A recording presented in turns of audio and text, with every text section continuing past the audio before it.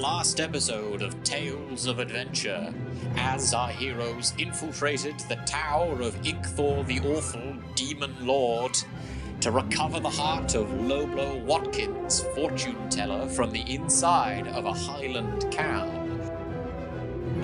Trim Toscobble was attacked by a dozen horse-cat things. A hellish rebuke. Reverend Hatchet turned himself into a Highland cow to help. Bagsy Badley pushed a demon over onto Geoffrey Banjo. Through a combination of hugging, pushing, and stabbing, the demon Ichthor was defeated and cursed our heroes with his last breath. Taking the opportunity to loot the tower, Trim Toscobble fell victim to a curse of her own, as a gold coin she picked up from the floor transmuted all of her hard-won treasure into seashells.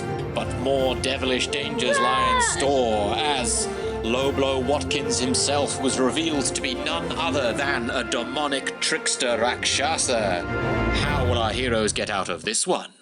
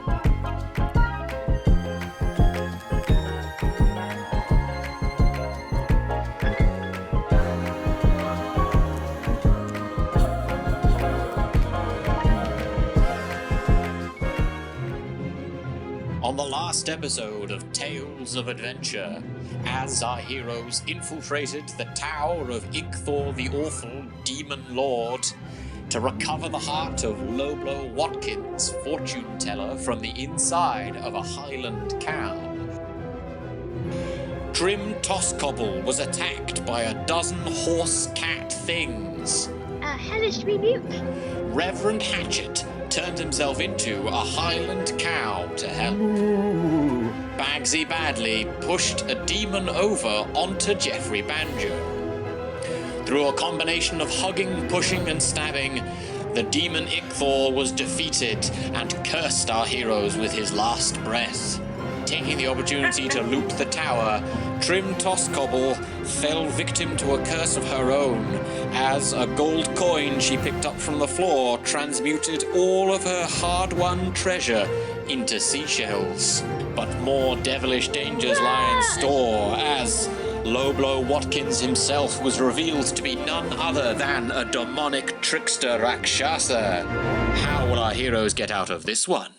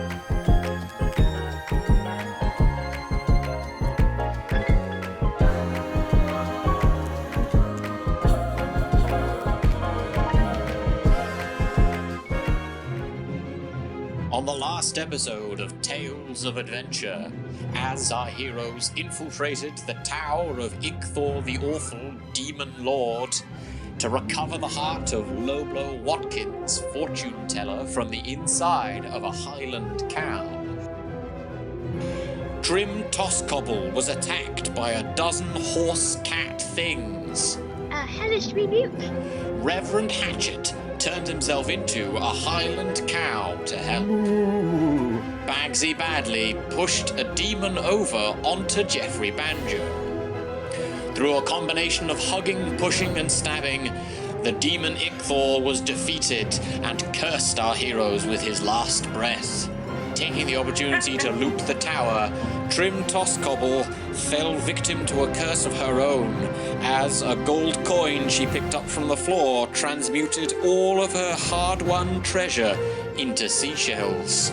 But more devilish dangers lie in store, as Low-Blow Watkins himself was revealed to be none other than a demonic trickster Rakshasa. How will our heroes get out of this one?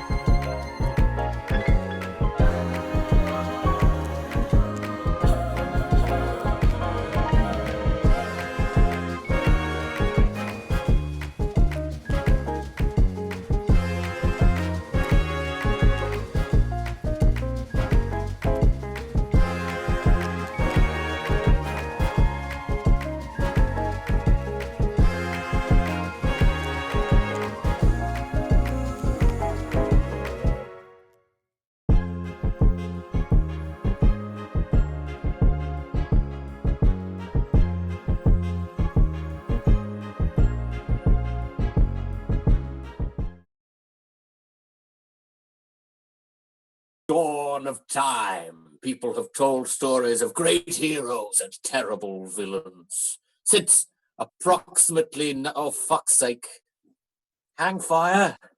I'll hang your fire. Why are we hanging fire? What do you know? We're on. We're on. We're on. One of these days, I will start an intro and I will finish that intro immediately without immediately descending into nonsense that ruins my gravitas. I'm going to do it again. Since the dawn of time, people have told stories of great heroes and terrible villains. Since approximately the 1970s, people have used role-playing games to create their own stories, escaping into worlds of fantasy where wizards and warriors, orcs and elves, and even dragons and dungeons take center stage. Tonight's story will be one of many such tales of adventure. These are our heroes, if such a term can be used for such strange characters. Jeffrey Banjo, half-elf bard. Well, everybody, I feel like such terms can be used for us because we've been quite heroic recently. You know, well, especially me. I've been actually identified as the person with the purest of heart. And that obviously means because I'm a hero, because I've got a lot of valor, and because, you know, I'm just a generally all right guy. And there's no other meaning to that at all. Bit scared of this tiger bloke, though. Let's see how that goes. Never faced one of them before, but... Reverend Hatchet, Veggie Pygmy Druid. Good evening. I was feeling really pretty confident. I'm myself obviously familiar with turning into creatures, so a large kind of tiger type creature type man type thing hasn't perturbed me too much, but he is quite large. So we'll see how the confidence goes. We'll roll with it. It's fine. Trim Toscobble, halfling rogue / barbarian / warlock. Hello, I'm Trim. I am not myself because I don't have any money anymore. I just have a bag full of crunchy, dumbass seashells, and it is not okay. I just feel like I'm carrying around a rucksack full of hatred and loss. So, not really, like, maybe a fight wouldn't be so bad. Maybe it'd be good just to let out some of the rage. I can feel the rage coming on now. I'll save it for later. And finally, Bagsy Badley, half-orc paladin. Hi guys, I'm Bagsy Badley. I like smashing things, skulls, some of that sweet ass. Gonna try and do some of that now. We'll see how it goes. We'll all have fun. And I, of course, am the dungeon master who controls the reality of the world and narrates the outcome of our heroes' actions, rolling the very dice that determine their success or failure. I, too, recently have entered the plot in some ways, as I have started no longer concealing the fact that I want all of them dead. What you gonna do? Tonight's story is part 3 of season 11, and it is entitled Tiger Demon King. But before we begin, 2 points of admin. Number 1, in about 40 to 45 minutes time, there's going to be about a 10 to 15 minute break. Take a loo break, get some water, take a breath of fresh air, talk to all of your friends who live in the same house as you, how great this show is and that they should be watching too. And then we shall resume for the second part. We'll also hang around for like a little bit of a Q&A afterwards if you have questions about the show and what possessed us to do such a thing. On with the show. When last we met our heroes, they were facing perhaps their doom once and for all, as they had been tricked into an ambush by Low Blow or Watkins, a man they had thought was a mere fortune teller, but actually in secret was an evil tiger demon known as a Rakshasa. He's got a tiger's face for a face, the body of a man, and his hands are on backwards. So his right hand is a left hand and his left hand is a right hand. Spooky. Indeed, our heroes find themselves on the top of the demonic tower that they had invaded so recklessly mere hours ago, faced with the towering, humongous form of a silk-clad, tiger-headed monster. The thing leans down towards the 4 of you, standing as you are like tiny specks before his gigantic face.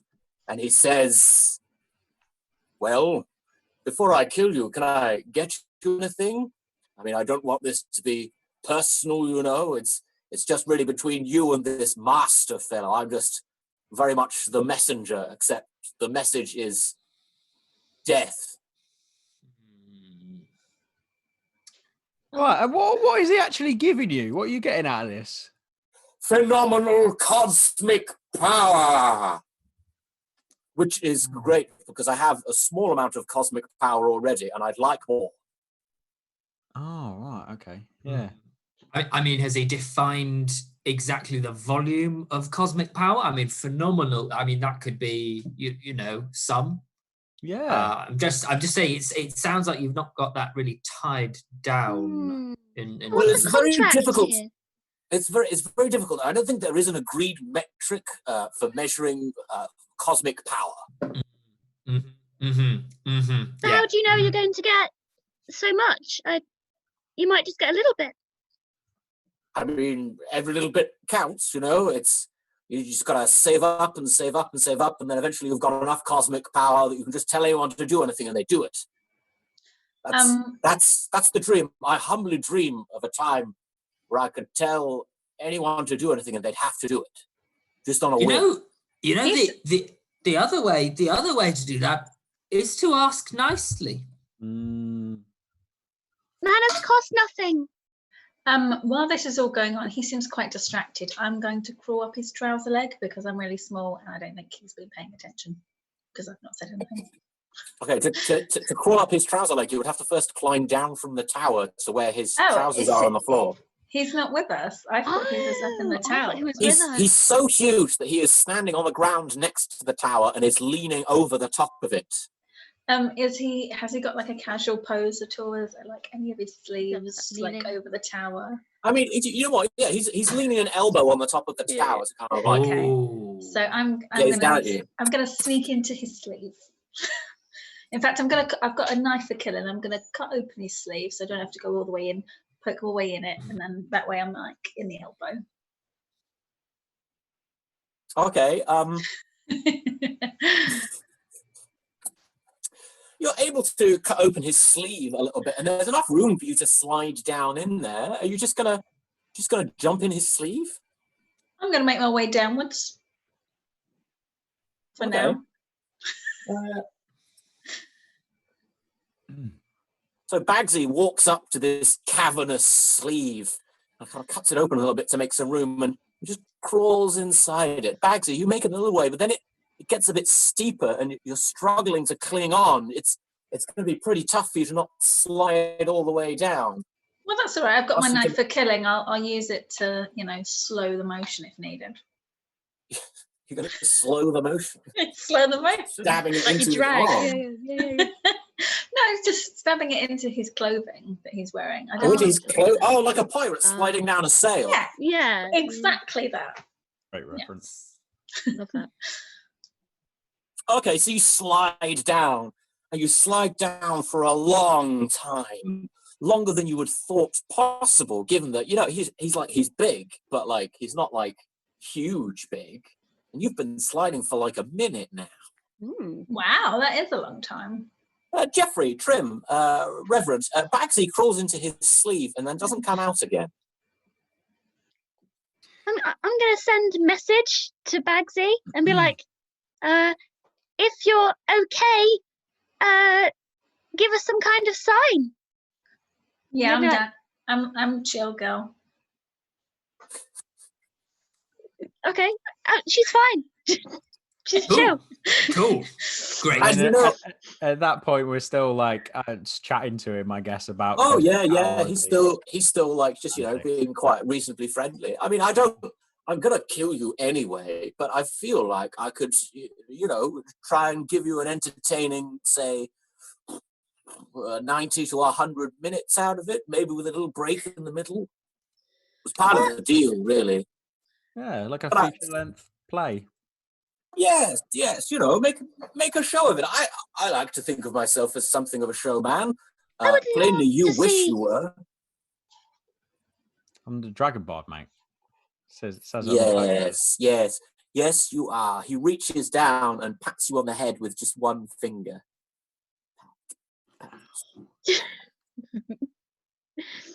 That hurts quite a lot, actually. Yes, mean- yes. Consider it a preview Oh, okay. Yeah. of the horrible death you're going to receive. Am I still sliding, or have I stopped sliding now? You are still sliding, and you're beginning to wonder if it was a good idea to crawl into his sleeve. Cool. Okay. Can I see anything? Like, am I seeing arm hair, chest hair, pubic hair? Quite a hairy guy, isn't he? Quite a hairy chest. You'll see, in fact, you can see far below you what's like a small, tiny pinprick of light, and it's growing larger and larger and larger. You think you're getting close to the end of his sleeve? Oh. And then Yes. finally you shoot from the end of the sleeve like a pea out of a pea shooter, or a bullet out of the barrel of a gun, or a spitball out of like a straw in the middle of a school. And you fall, and you fall, and you fall until you land on top of the tower behind Jeffrey and Trim and Reverend Hatchet with a thud. Out of the same sleeve? Huh? Out of the same sleeve? Or has she gone like all the way around? Fell out of the sky. Just out of midair. Just sort of, yeah. oh, there she is. Just plop. Yeah. Oh, look. Bagsy, She's back. Can you? I mean, you're going to kill us anyway, so you might as well explain everything in detail with lots of exposition. What happened there? Well, I asked you if I could get you anything, just little anything to make your deaths more palatable for you, and you crawled into my sleeve. I interpreted that kind of quite passively as a request to just spend some time in a sleeve. Oh, okay. And then I did it for you. Wasn't that nice? And now you're back with your friends, and it's still inevitable that you are going to die. Well, in that case, instead of me just like sliding around your sleeve, I'd quite like to spend some more time in your sleeve. Can I hop back in there? Sure, just to spend as long as you need. Just jump on in, and you'll come right out the top again. Ready? Hop in. Hop. Go on, hop in. There you go. See? She's got the spirit of it. What about the rest of you? Where's your sense of adventure? Well, that's kind of what I was thinking at the moment. I was sort of wondering, we've got like 90 minutes or something before you're going to kill us. Why don't we all just team up for a little bit and epically do loads of adventures with your cosmic power and help? I'll write it down in the old journal. We'll see what we can do. We can make some memories. We can make some legends. We can do some awesome stuff, and then you can kill us afterwards. But That's great. While that's happening, I've got my other knife for killing because I've got 3, and now I'm just stabbing. What, the sleeve? No, his flesh this time.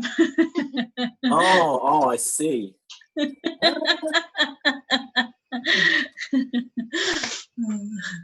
Well, that is a hit. I mean, I'm not going to lie. It's very easy to stab someone's arm from the inside of their sleeve.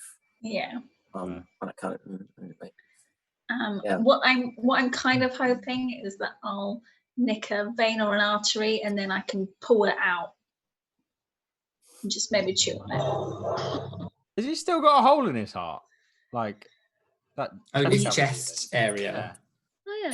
He does not have a hole in his heart. He now appears to have a normal human man chest covered in fine silken shirt. Ah. What colour's the shirt? Is it purple? Sure, yes. Oh. What, do you want it to be purple? Yeah, purple's great. Yeah, How's it's like the luxurious, colour you- isn't it? That's your preferred colour for a demon tiger face. That's how I'm seeing it. I am seeing it purple, like silk purple, maybe even like leopard print. I don't know. Could be awesome. Leopard print. Yeah. Leopard print. Tiger can't wear leopard print. Or it's that kind of like clash chic, when you clash so much, it's a fashion statement. I feel like he thinks he is cool enough to pull that off. That's the impression I get. Point. How is my stabbing going? Oh yeah. Well, you stab and you stab and you stab, and loads of blood covers out, and it's all spurting out. It's like a water slide now. Oh golly. But then, after roughly the same amount of time, again, there's a light from below you, and it grows up and up and up and up and up, and you fall out of the air and on the tower, behind everyone. Except this time, you're covered in blood. There she is again. Great. Has he been reborn, Bagsy? Oh, Yeah. No, I think she was looking for some stabbing this time, so I obliged her.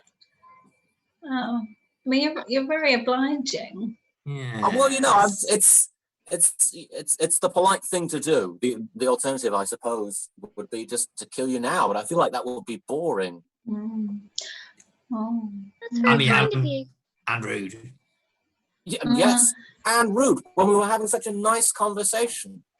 Can I cast Zone of Truth, please? You certainly can. That's only a second level spell slot. You've got a bunch of those. He would normally need to make a spell save, but he just doesn't. I'm going to tell you now. It's very arrogant does of that. him.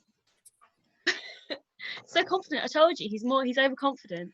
Yeah, I actually find that a huge turn off. It's not hot. No. Not cricket. Trim, you fail your save against the Zone of Truth. Oh. You and only you are required to tell the truth Damn it. until Bagsy But stops he- concentrating on the spell. But he didn't bother, so he has to tell the truth, right? Or is he just Well, like So you know if someone's passed or failed their save. You know that Jeffrey and Reverend Hatchet successfully managed to resist having to tell the truth. You know that Trim can't resist telling the truth. But as far as you're concerned, the Rakshasa just doesn't care. Not only is he not affected, he didn't even have to try to resist. oh. He kind of chuckles a little bit. He's like, that's cute. That's a cute spell you got there.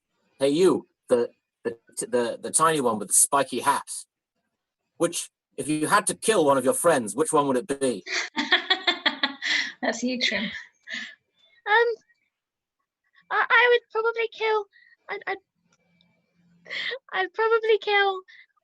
I'd kill Jeffrey Banjo, and I'm sorry. What? We're the Crowbar twins. He's my Love it. crowbar twin, but I see him as a threat to me. Oh, This is amazing. This is amazing. Hang on, two seconds. Just I got to do something. He turns away and snaps his backwards fingers, and then suddenly you're no longer atop a tower in an infinite white void, and he's no longer the size of a building. Instead, you find yourselves in half a room, like a very plush, nice room, lovely wallpaper, bookshelves on one wall, a long, low couch that Jeffrey is lying back on, and another one opposite Jeffrey, where Trim is reclining. In the midst of the two sits the Rakshasa, still in his silks, but this time holding a notepad and a pen. He turns to Jeffrey and he says, "And Jeffrey, how does that make you feel?" In front of you, you can see out across a wide open space filled with chairs where a crowd of dimly visible figures sits in the darkness. You can scarcely see them through the bright lights shining in your face. Just off to one side, Reverend Hatchet, Bagsy, you are sitting, waiting, ready, watching. You're not in the audience and you're not on the stage, as it were, but you could get on the stage if you wanted.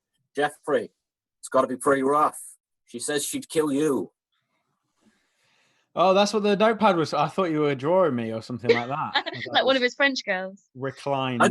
I could draw you if you'd like. Yeah, that would be great, actually. Not Do like that. While I'm Not answering the like, question. not like that. To be honest, though, I'm pretty. I was a little bit hurt to begin with, but I'm pretty flattered that I was the one that she picked as a threat. Okay. Can you say more about that, Trim? Do you see Jeffrey as a threat? I find him threatening because I am roguish and sneaky, and if he's roguish and sneaky, he's going to be better at it than me, and then I get very attacky when I feel threatened. That is true. Yeah. That is true. I just don't want him to be better. I just don't want him to be better at the only thing that I feel that I'm good at, really, is running around being sneaky and attacking. You know? I wish. Yeah. I'm gonna come up on stage and give Trim a little hug. I feel she needs one. I feel she needs one, you know. Isn't that sweet, ladies and gentlemen of the audience? Isn't that sweet? Look, they're hugging it out. Jeffrey, nobody's hugging you. I'll get there. Just you know, she's having a crisis. What does Reverend cast Hatchet Mage feel like? Hand, and he's going to pat me on the back. Oh. Have you ever had like a sweet potato that got like not quite off, but like going that way, and it was just a little bit squidgy, and there were the things growing out the top? It feels a lot like that. So he's like chipping like a potato. Yeah. Like a slightly squishy sweet potato. That's what it feels like to hug. Better big me Hatchet. That's kind of nice. Reverend Hatchet is a sweet potato. Oh, yes, he is. That's true. Jeffrey Potato at one point. Your fellow adventurer says that she feels threatened by your skills. How do you feel about that? How do I feel about it? I'm not quite sure what's happening here. What Low Blow? Is that your real name, by the way? Oh no, I made that up. What's your real name? I'm Ravana. Nice to meet you. Ravana. Ravana. That's right. Like You've heard of me. Ravana, like Nirvana, but Ravana. Like what? Like the metaphysical concept of the peace that you can achieve beyond the endless cycle of being. No, I don't think that's cosmologically consistent with what we've set up here. I was just wondering if it rhymed rather than consistent. Yeah, sure, yes. Ravana like Nirvana. Yeah, sure. Yeah. Sure. Okay. Cool. What exactly? What exactly are you doing here? Well, like here right now, I'm the host of the show. It's a show. Is it like Jeremy Kyle? He's got some kind of. I can tell that this kind of metafiction is confusing you. Let's do something simpler. He snaps his fingers again, and you are now, instead of being in a studio in front of a live audience, it's just the five of you. You four plus Ravana, and you're all sat around a campfire in the middle of the forest at night. It's pitch black apart from the orange glow from the campfire around you, and you can hear dimly in the distance the sounds of the night birds calling and the rustling of the leaves in the trees. Are we eating squirrel? Sure hope you so. are. You can be eating squirrel if that is what you so desire. Just the five of us. Oh, yeah. I mean, 7 if you count the cat and the octopus, but I don't. Fair enough. I'm just going to play the banjo then. In that case, it's like the right thing to do around a campfire, and appropriate music. That's the other reason I'd kill him of the group. It's the banjo. All the banjo music. Yeah, I can see that. You love my banjo music. Ooh. Ask me if I love your banjo music. I'm in zone of truth. Ask me. Let me just play something, and then you answer honestly whether or not you love it. I'm gonna play one of my new songs that I've been working on recently. What's it called? What's it called? What's the title? Banjo Yo. It's about somebody who had a banjo and invented it, and put it on a little bit of a string, so that when he played the final instrument, he dropped it on the string and then it came back up again. So it kind of had like a reverb vibe. Yeah. Like a combination of a banjo and a yo-yo. Inspired. Jeffrey Banjo's performance bonus is 15, which is ridiculous. So even with a roll of 12, he gets 27. Trim. It's technically speaking, it is one of the most beautiful performances you've ever heard. I'm not going to say it makes you weep, but if people around you broke into tears, you wouldn't be like, why are they crying? You'd be like, it's because of how beautiful that banjo piece was. I'm not saying you have to like it, but you can't just say it's crap. That's undeniably not true. You know he's good. It's like you don't have to like Jimi Hendrix, but he's very technically proficient. That kind of deal. See, Jeffrey, objectively, I know that it's good, and if others were crying, I would understand why. I would have been like, why are they crying? I don't have to like Jimi Hendrix to know that he's good. I know that you are fairly talented. You're very talented, but I just don't like it. It's just not my taste. I prefer a bit of classical, a bit of that. It's just not very good. It's not nice to the ear. Wow, it's not nice to be here in this lovely pastoral idyllic setting. I said it's not nice to the ear. It's not nice. Oh, it's not nice to the ear. I'm sorry. It's not nice to her ears. That's rough. What does everybody else think? At least everyone else is going to leap to tell you how great it was. No, I like it. I like it. I don't really. I kind of. I don't have as ears in the. I don't know if they work in the same way because I'm being a bit clumsy, but I like it. You know. It was both technically proficient and good. You're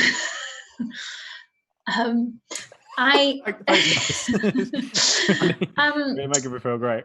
Ravana. What can I do for you, my stab happy friends? Could you give us like 5 minutes just to have like a huddle? Like, you know, after adventures, we always have a huddle and we talk. It's kind of a private thing. Mhm, Could You you want- just you give want us? You want to take some time to plot against me? So No, that you no, can we just defeat wanted me? to. Yeah.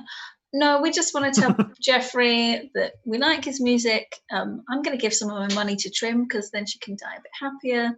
And I don't know what will make Reverend Hatchet happy, but we just need a moment. You know, if And it we're all would- going to die, we just need a moment. And it would make you feel better if I pretended that I couldn't, I didn't hear what was going on. Yes, yes. Yeah, I can do that, no problem. He claps his Wait, hands together, except he has to do it backwardsly, and he vanishes. Incredible. Okay. Well, I feel like he can still hear us because he said he would pretend not to hear us. Yes. So, Trim, can you still hear my inner thoughts through your mind thingy that you cast? No. Can you No. cast that again? What I cast was message, which I think Oh. only means that I can project a thing to your mind. I don't know if I can hear back. If you cast message, I don't think that's how it works. I think Is you it? can chat back. Can You, chat you back? can. Oh, Yeah. amazing. Okay. Great. Yes, I But can. it's only like Yes. 25 words. Yeah, it's like a No. tweet. You have to really, really limit it down. Okay. So I'm going to think something. You hear it. No, Great, you have great. to. Trim has to talk Cast first. message. Yeah. Okay. Ready, steady, go. Oh, are you just saying ready, steady, go? That was me thinking into your mind. Ready, steady, go. I don't think my non-magical weapons work. Does anyone have magic weapons? Well, I've got the magic of music. I mean, I have actual magic, but your actual magic didn't go super well. I've got a feeling that's not going to cut it. But magical weapons might, because you did a melee attack and that didn't do anything with the stabby and the knife arm. Yeah. That's what I mean. I don't think Can't you non-magical. make things magic, being a If paladin? you're talking about magical weapons, then Trim has a short sword that is magical. Bagsy's big hammer is magical. Jeffrey, your banjo is technically speaking a magic weapon. Yeah, Okay. it is. What does Reverend Hatchet have? I don't think Reverend Hatchet actually has a weapon. I think he's just carrying his own skull. Yes. Throw it at someone. Tenacity. Yeah. Tenacity is his weapon. Okay. The power of love. Oh, that's such a good sign. Ooh. Loud. That was my fault. Falling out of my skull. Falling. Has anyone encountered one of these thingies before? No, not in all my Rakshasa, years. No. So the magic weapons thing is a punt then. Jeffrey might remember a bit about Rakshasas. Okay, cool. Well, you could make an Arcana skill check. You're not trained in it, but Yeah, yeah, it's viable that I've been around. I've heard things. I've read stuff. Am I anywhere near the ballpark of the weapons thing? So, according to what Jeffrey knows about Rakshasas, they don't always have tigers for heads. Some of them apparently have all sorts of animals for heads: lizards, vultures, they're mice, praying mantises. I don't know how much that helps us out, Jeffrey. If I am honest, I'm just starting. This is just the start of the page. okay. I'm getting down to it. Hang on, bear with. But there's more. Also, Rakshasas are well known to be trickster demons. They're not like the big bite your face off kind of demons or burn you to death kind of demons. They're much more the kind of like tricksy, schemy villains. But many of them are quite powerful illusionists and sorcerers, and they're very hard to kill. Oh, I was going to say like Jeffrey until you said the last bit. Yeah, I've never died. Yeah, I know. You'd be really easy to kill. I mean, actually, to be fair, amongst us as a group, I mean, he is actually doing really well on the not dying front, considering the tally of deaths. I'm doing really well on the dying front as well. I've died the most. In the opposite Constantly underestimated me. end of the spectrum, It's all the hiding you do. Dragon Bard. The surviving lady. Is that what you said? I said I think it's all the hiding. The Yeah. hiding. We do survive quite a lot. Hiding. Yeah.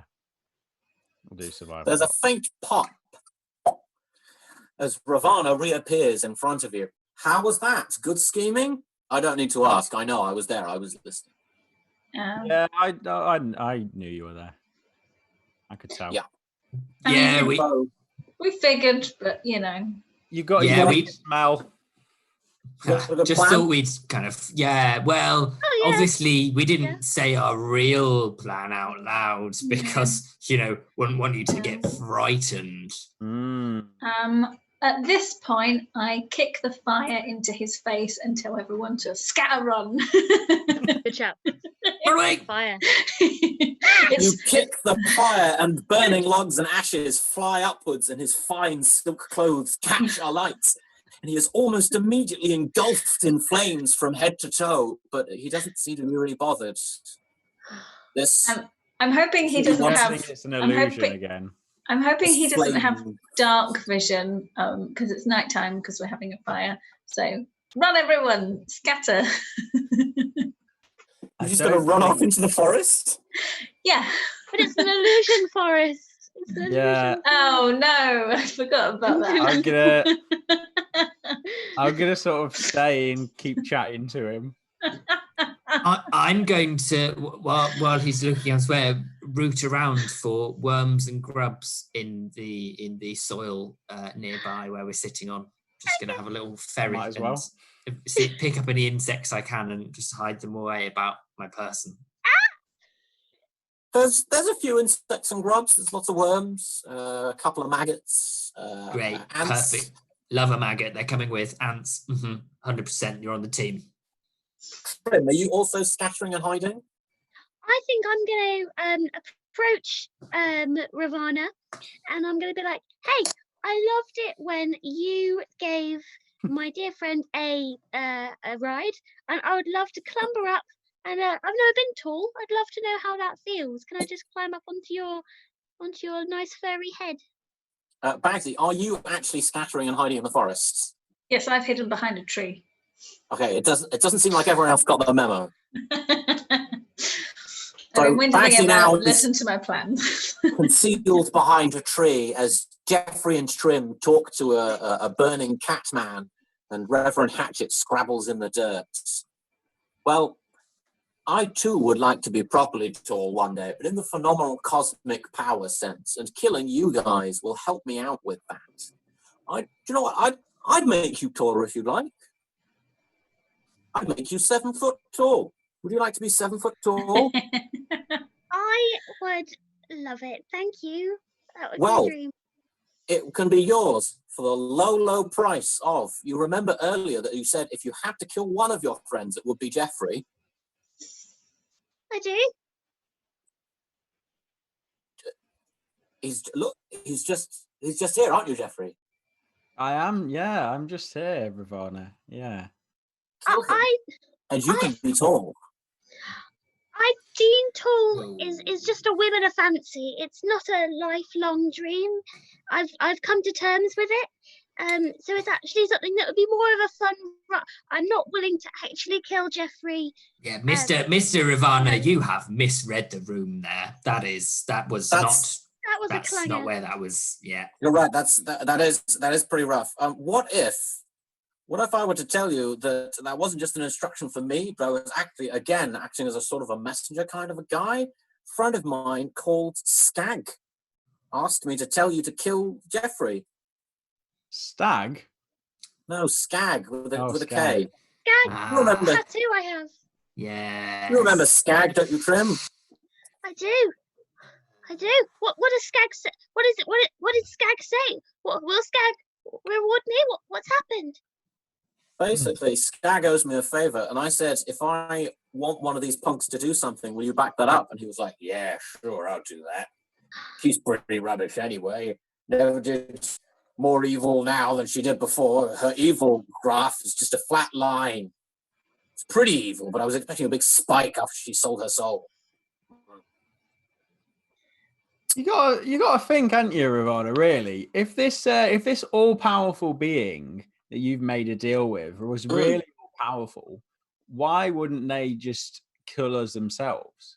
You got to That is think a really, like, Very good question. you know, you got to sort of think, actually, are you probably more powerful than this? And they're just trying to trick you a little bit.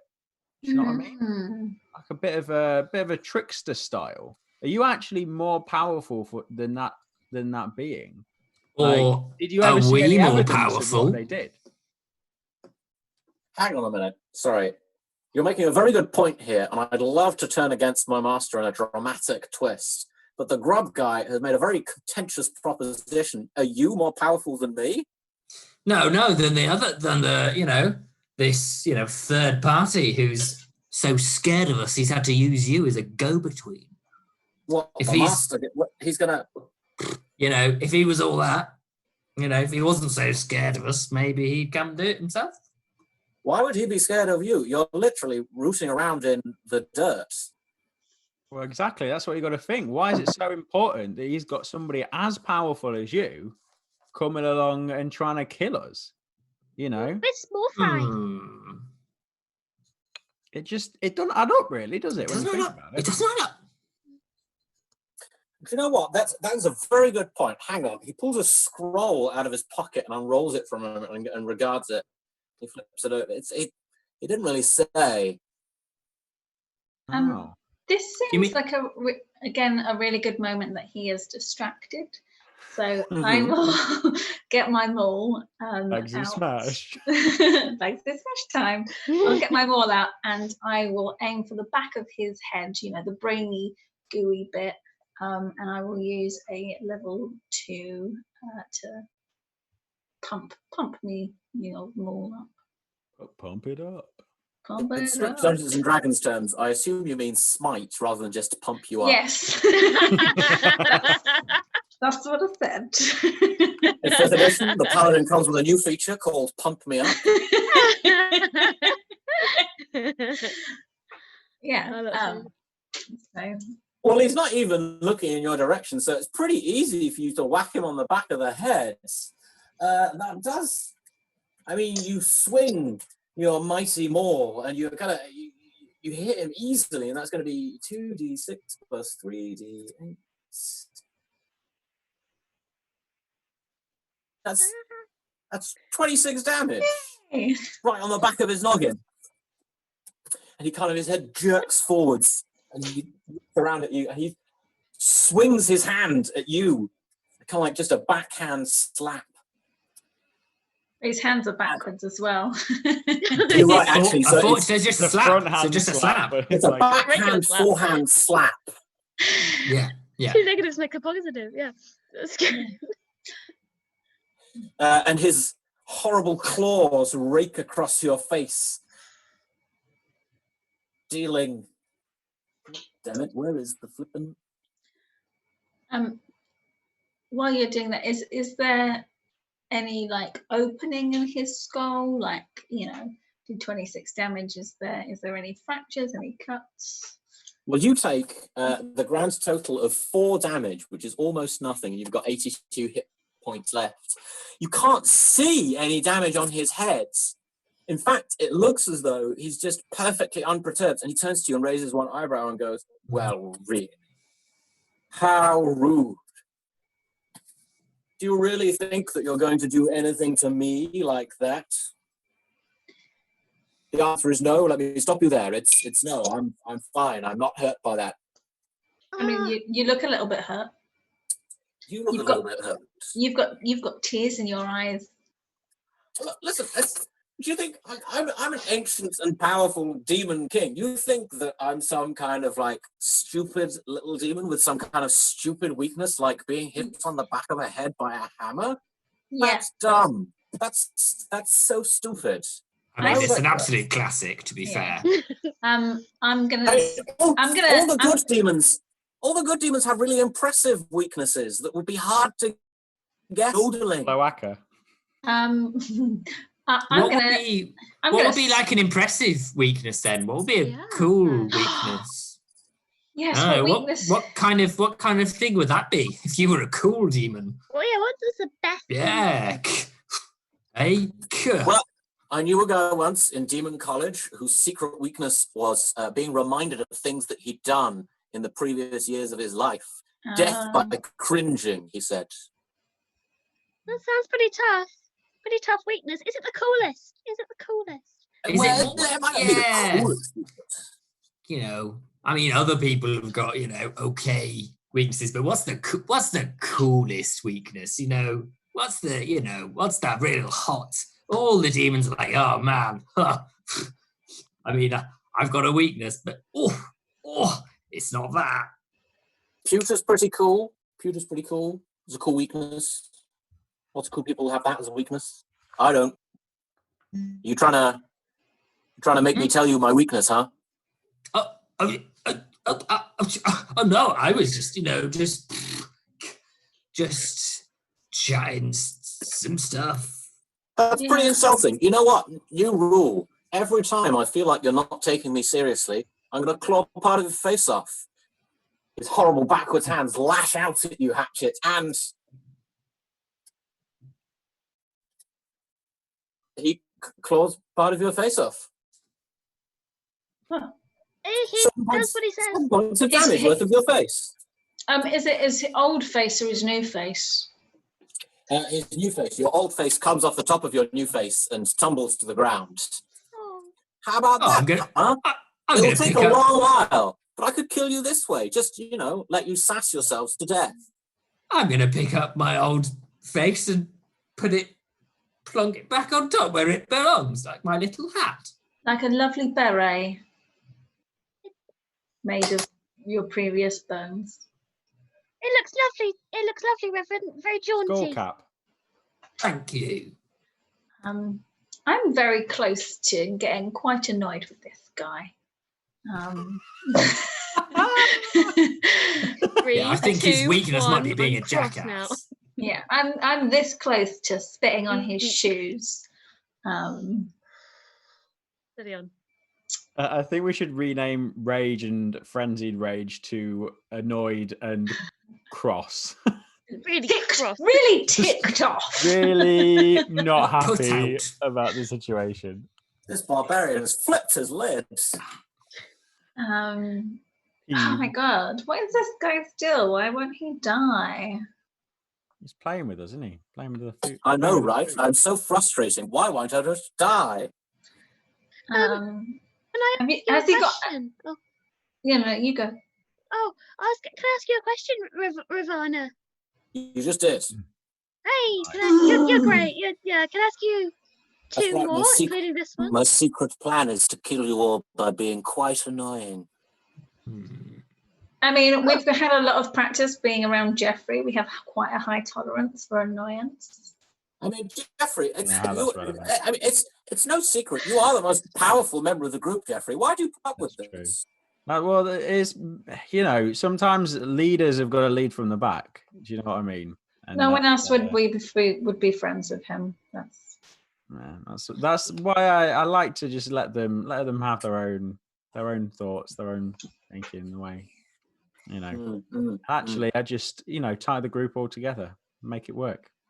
Okay, what I'm hearing is because you're weak. Oh, okay, because that's not what I said at all. I think you're inferring exactly what you think there.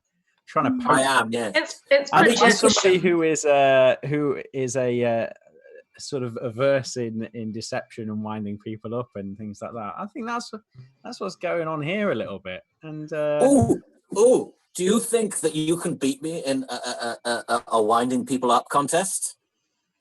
do I think I'm more annoying than you? Yeah. Well, Yeah.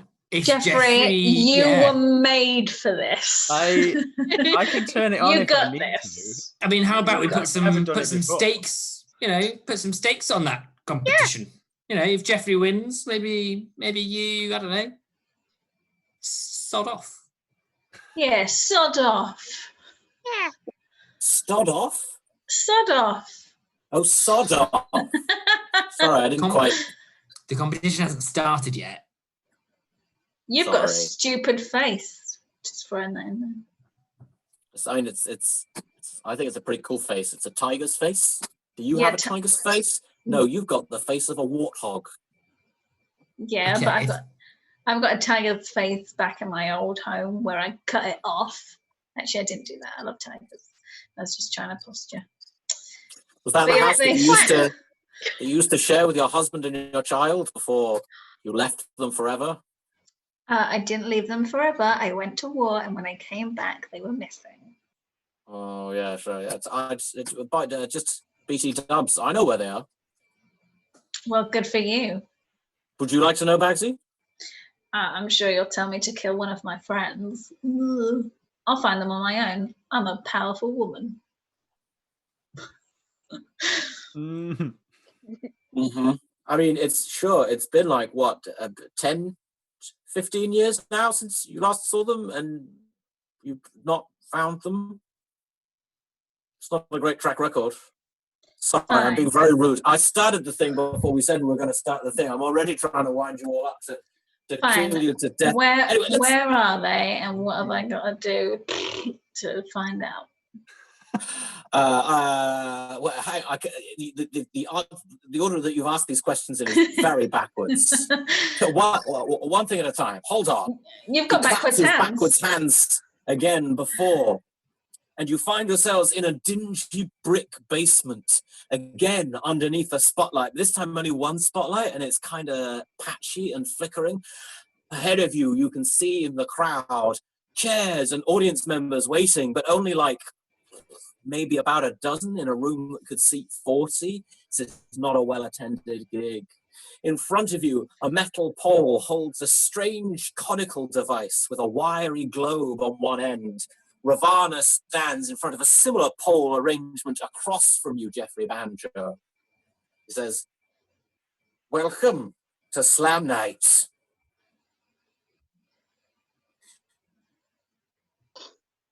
In front of these 12 people, you will have to see if you can be more annoying than I, Jeffrey Banjo. If you should fail, I'll kill you. If you should succeed, I probably would still kill you. Like, I understand where we're going and like the narrative dramatic arc of like, beat me in this contest of skill and I'll let you go free, but that doesn't get me what I want. What do you really want apart from cosmic power? Is that it? Is that it? Well, I mean, you say that like that's like a small thing. Through phenomenal cosmic power, I can get anything I want. Look, for example, I want a chocolate cake. He's suddenly holding a chocolate cake. It's amazing. I want a small, adorable cat in a fireman's outfit. He holds out his other hand, and he's suddenly holding a small, adorable cat in a fireman's outfit. Do you have a small, adorable cat in a fireman's outfit? No, yours is a fisherman.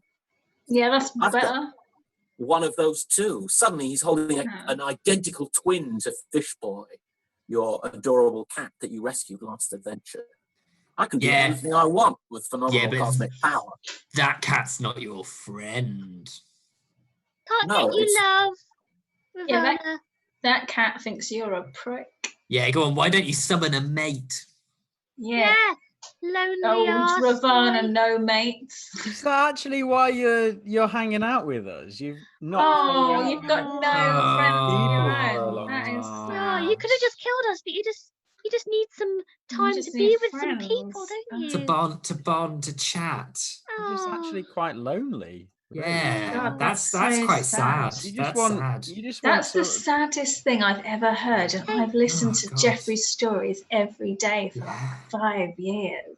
I Maybe died, I and am. this is sadder. This is sadder. I literally Maybe I am died. I lost lonely. all my money, but this is sadder. I lost my what- husband and child, and you are sadder. Yeah. You just want Whoa. somebody to Okay. tell you- Hang on. Sorry. Just a minute. Hang on. I want you to know that I eat when I'm upset, and it is a problem for me. And you've brought me to this. He eats the cat. Oh, I thought it was going to eat the cake. Really sad. It's a classic It's a bait and hard switch. thing. But that. Did Well, you that taste just- that cat? Did you? That just underlines exactly our point, though. Yeah. You know, Are you just willing to want eat a somebody cat to just say to that prove it's a point? okay, Ravana, to for you to just come as you are. Hey. Maybe I should get rid of all of these illusions. Maybe we could like have a proper conversation face to face, and you wouldn't. Maybe you don't have to die. If you Maybe can we just just all summon endless cats and woods and towers and like, I mean, it all becomes a bit meaningless, really. If you can just like, it's here, I've eaten it, you know. It's just a worthless cycle. It just becomes white noise after a while. Yeah. Why don't we just all sit down, have a chat, have a cup of like, I've got some special Penroyal tea here, and we could just, it'll be great. That smells like team spirit. That does. Cat, Yeah. yeah, exactly. Yeah. I can make some of my specialty. It's my specialty. Yeah. Hello. And who knows, before long, our friendship might be in bloom, Is all phenomenal cosmic power ultimately meaningless without a real friend? Will our heroes befriend another horrible murderer to add to their gang of horrible murderers? Is this going to be the most disappointingly actionless boss fight of all time? Find out the answers to these questions and more after the break in the next part of Tales of Adventure.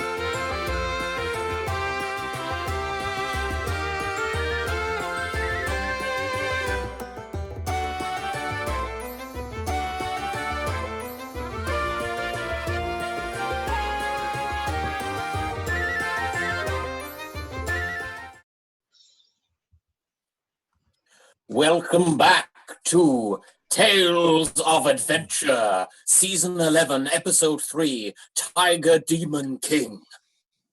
When last we left our heroes, they were faced with the Tiger Demon King himself, Ravana the Rakshasa, who had taken them through a dizzying myriad of situations and scenarios, controlled with his seemingly phenomenal cosmic power, or is it? Ravana can conjure many things with his demonic powers, but can he conjure a friend? Our story continues as our heroes find themselves in the basement of probably like an art house cafe somewhere in a cosmopolitan city, maybe like in the south of England somewhere, but with a setup for slam poetry. Jeffrey Banjo stands at a microphone stand across from Ravana, who is looking kind of disheartened, maybe not really into it now. He's holding in one hand a small kitten in a fireman's costume that he hasn't got around to eating yet. Yeah, it's all right, mate. To be honest, you don't need all of this flashy stuff and like to keep jumping us from place to place and summoning kittens and stuff like that to hang out. If you want to hang out, we'll go on an adventure. We've been we've been to like flying in pirate ships in space. We've been actually through spaceships. We've been to hell. We've been through a lot of places that are pretty cool and defeated. It feels like you're maybe putting on quite a lot to kind of impress us. Like, just be you, just live life, maybe. love, What? I said live life, love, Is that how that quote goes? Sure. Yeah. Well, I mean, I've never really, it's not, we don't really do like honesty and openness like as a culture, the Rakshasas. We're inherently deceitful. It sounds toxic. It sounds toxic. You should get away from that. You need to get away from that. It is pretty toxic. You say that your kind of race is deceitful, but do you know who you're really deceiving? Yourself. Oh. You've let yourself down. You've let the Rakshasas down. I tell you what, right? And I'm going to disguise myself to look exactly like Ravana. What do you really want to say to Ravana?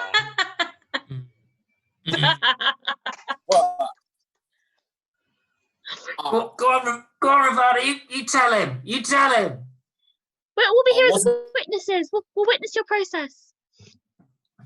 I'm gonna go around behind Ravana and just and give it grab his shoulders and give it hey, yeah, go on, hey.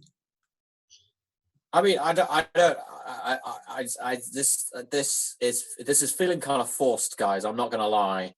I mean, I don't think I can slam poetry. Like, hang on. He waves his hands, and then you're back on the top of the tower where you started this whole thing, and the forest is still all around you, and it's still nighttime, and you kind of wonder for a second if you really went anywhere at all. Secretly, the answer is no.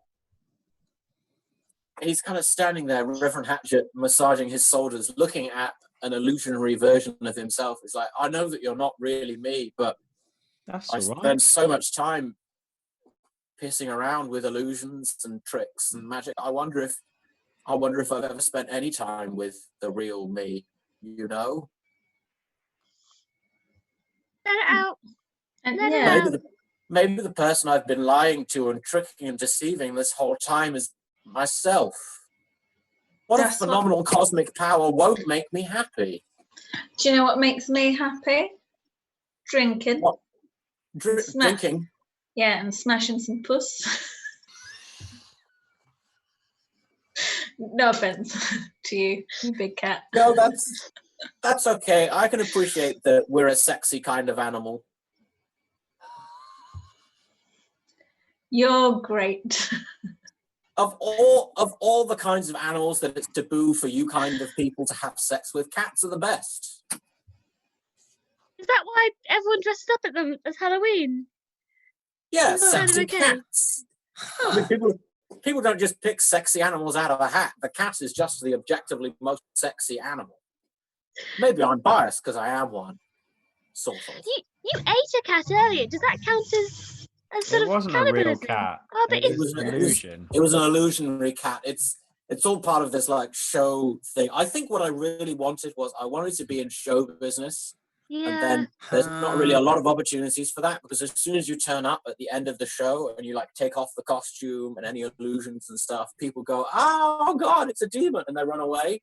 It's very hard to get like a loyal audience base when as soon as they find out who you are, they don't like it. There's What a about? USP though. There's great stand-up in there. Oh, yes. No, that's good. Yeah, dude, like just flip it around, like make it your thing. Like Own it. start own it. out with that. Yeah, like Yeah. I'm You could I'm do a like demon. Sweeney Todd or something like that. He was a demon. Yeah. I've got the face of a tiger. What of Part of a it? lion. Yeah. And the yeah. Could be great. We could do with a funny stand-up comedian in our team. Oh yeah, because you're really lacking in performance talent. We don't have anybody with any of that kind of skill. I mean, I'm quite good at my backflips, but I do that for me. No one else really has any of the performance skills here. Jeffrey, you're just gonna take this. I'm just going to be quiet for now, just to see how Ravana reacts to all of this. Sorry, to clarify, Ravana reacted by saying, "Jeffrey, you just." Oh take right, this." okay, that was Ravana, not you. I realised there's not really enough of a distinction between my stupid voice and Ravana's stupid voice. That's all right. Would it help if I drew like tiger stripes on my face in Sharpie on one side, and then it's like, Yes. I would love actually, that. yeah. Can you legit do that, please? What a misspent break we had. Yeah, This that should would have been a been- thing that happened Yeah. specifically. Yeah. Mm. I forgot. Hindsight. I forgot to pee, so yeah. Me it's I too. love good his anyway. commitment to the I didn't pee. to the cause. This is great. Yeah. So what I'm actually, what was Jeffrey going to say? Well, actually, the thing about performing is that a lot of the time it's better when you've got more than one person doing it at the same time. Do you know what I mean? Think about, if you're rocking a band, that's a lot of fun. A lot of actors together, they can do a show a lot better. We could be Ravana and the Might not be Haphazards. solo, but it's better when there's a band of you. Do you know what I mean? You mean like get together and do like a performance thing? Sure. I could do that. It'd be nice to do a different project. I mean, it's hard to stand out in a crowd of lying, cheating, stealing, tricksy demons by doing lying, cheating, stealing, tricksy stuff. Like Tell me about it. there's not a competition. It'd be nice, It's I keep on getting upstaged by all the other demons. It's hard, Sure. Well, we could do like the best art is pulled from like life experiences and stuff like that. So we could do something like that. It's like from a point of time in your life where you were like, actually, this is feeling pretty shit, and then you overcame that. Or somebody was getting the better of you. Like you had somebody at school, for example, or something. I don't know. It's not something that I've Plucked out the air ever there. experienced, to be honest. Like but- a story about how like I overcame the people putting me down to finally reach the heights of being like a stand-up comedian. Yeah, Yeah, people or love that shit. like if you've got something which you think like your weakness, and sometimes it's good to kind of let that out somehow, to kind of perform cathartically, it. You could perform it. to Yeah. work Kind of like a Work Watts and all through it. documentary expose on my life. Mm. Yeah, you could give us a trial run now. Just what Could are be. the highlights? What would the Yeah. in 5 bullet points? How would that documentary go? Born in the pits of hell, Mhm. spent 1,000 years stealing, cheating, tricking, torturing. Put your time in. Yeah. Not a lot of personal growth in that time. Mm. Felt very Yeah. trapped. That arrangement. I spent like 300 years just feuding with this woman who like lives like one circle of hell down. She had her own kind of like tricksy, steely. It was a bad feud. Yeah. Yeah. Sounds like that got the better of you. Did I that sent her contribute to clerics your... in the post in the hopes that they would like defeat her with holy magic. That didn't work. It was rough. That's terrible. Did this kind of like, I mean, did it culminate, say, in kind of something which really you define as your greatest weakness? Yeah, I framed her for the murder of a more powerful devil, and she got torn to shreds and thrown into the pit of eternal despair. You know, that's how I got even with her. It was pretty good. That sounds like a fair exchange. I'll never see her again. No. Would you say Goodbye, you're Zarl. She's never coming back. No, quite a vengeful thing for you to do. Quite I'm a vengeful kind of a person. I think ultimately, like, it's not like a demon thing. I think it's a me thing. I think I am vengeful. I'm angry. I'm angry at a lot of stuff. I feel like I'm angry at the world, maybe at hell specifically. Angry at hell itself. Yeah, you know, the whole thing. Like, I didn't sign up to be a lying, cheating, stealing, tricksy demon. Just like you didn't sign up to be whatever you are. I signed up to be a lot of things, but I also sold my soul, and that meant that I had to be pretty evil. I mean, without a soul, what do you have? I feel you.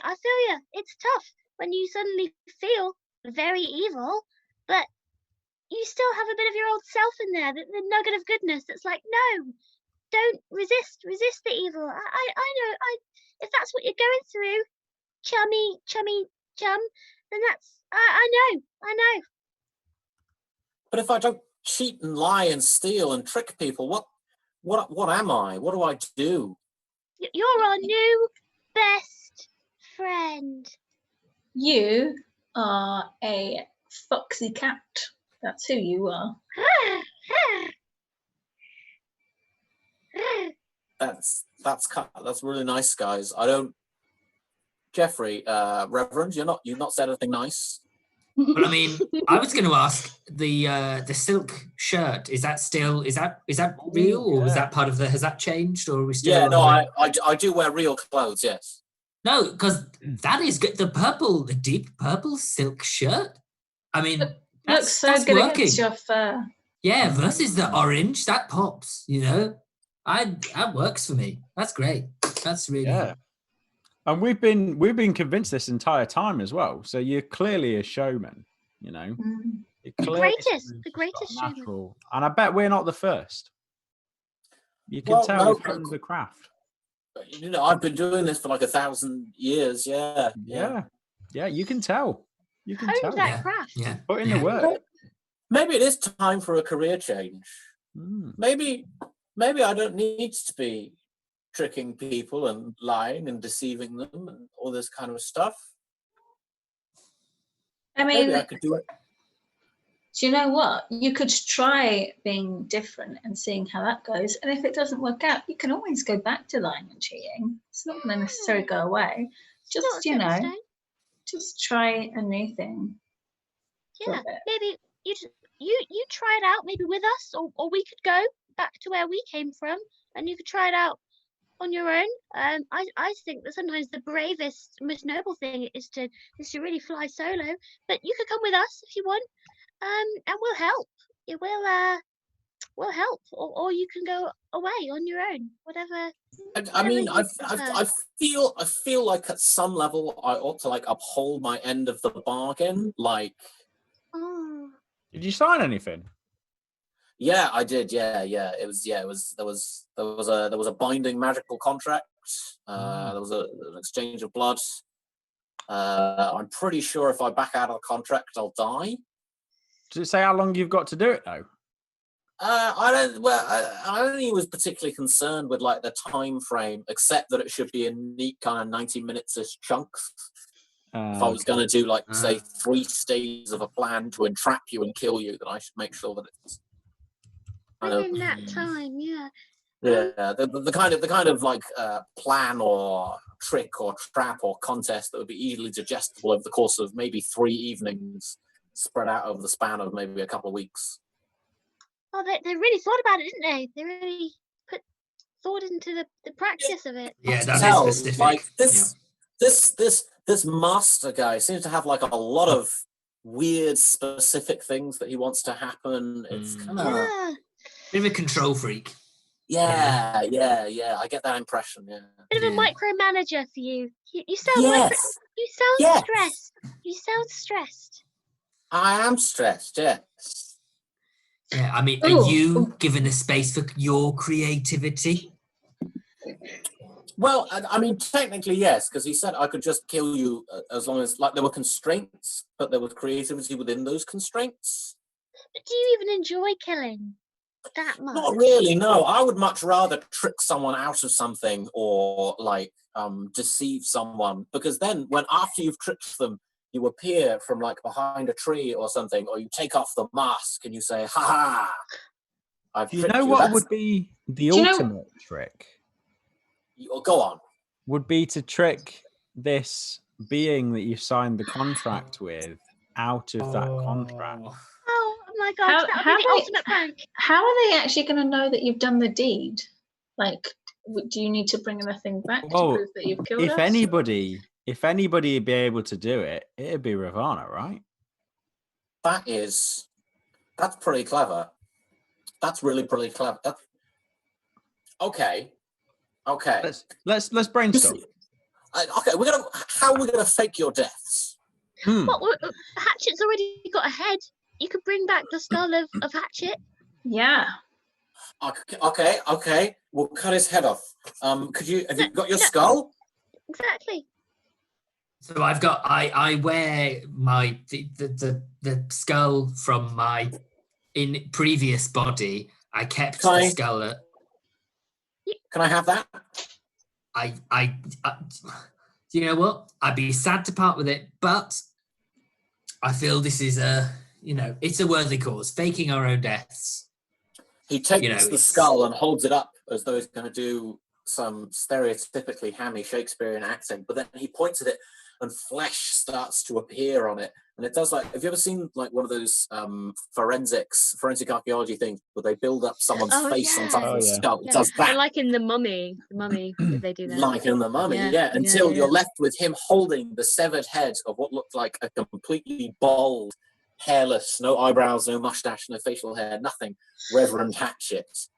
Like that? Did you have hair? I bet you had hair. You look like a hairy person. Gosh. I am weirded out right now, so I'm just kind of dumbfounded, saying like,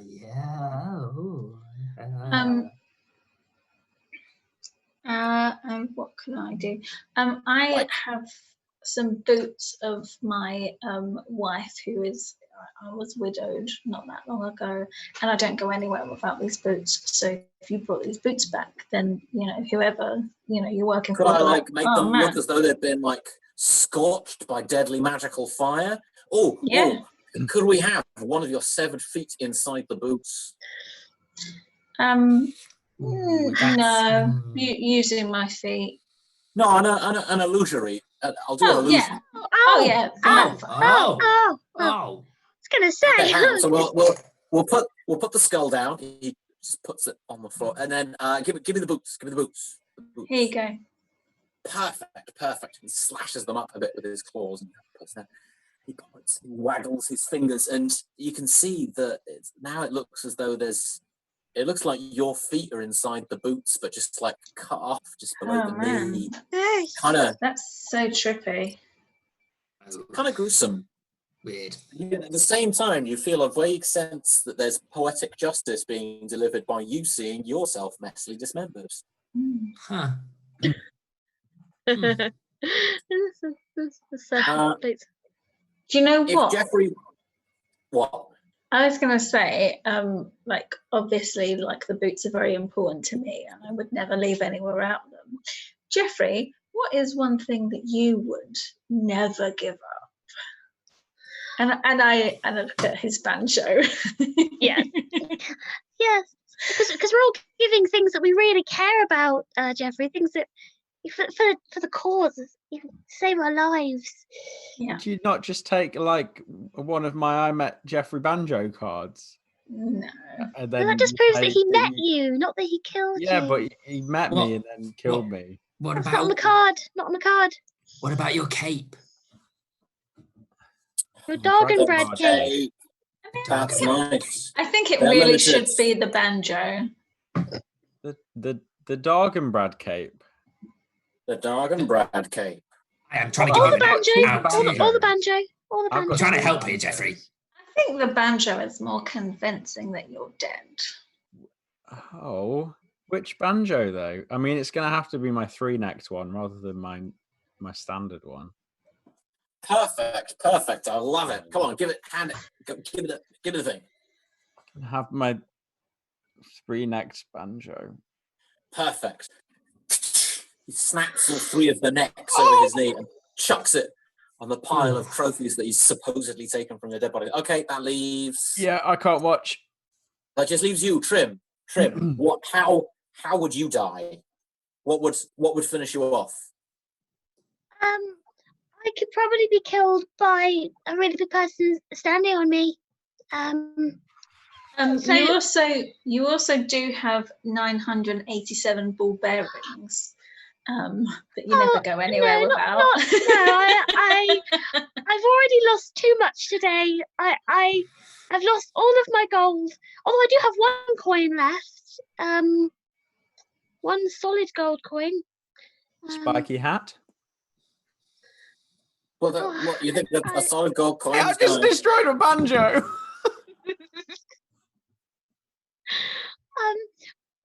What's the most convincing? I mean, I feel like just a single gold coin isn't really proof that you're dead. Yeah. It's got to be the hat. It's got to be the hat. It's gotta be the spiky hat. I had to give up the banjo. It's literally Got in my 2 name. banjos. Could we do like an illusion of your head inside the hat? I feel like 2 severed heads would be like, hey, look, It's we've very got 2 better severed than heads one. of your enemies. You and can actually it's- go up to him and say 2 heads are better than 1 as well at that point, because Yeah. You could do a little pun if you're ever brainstorming. You could be like, let's put our heads together. That could be kind of fun. I love it. You should be in performance. I don't Wow. think Jeffrey is better than you at everything. What you do, or you don't think that Jeffrey's better than me at everything? I don't think that. I never thought that. Trim, I'll let you in on a little secret. You're my favorite. Can we all hear this? Yeah, I'm just Okay. talking in front of you guys.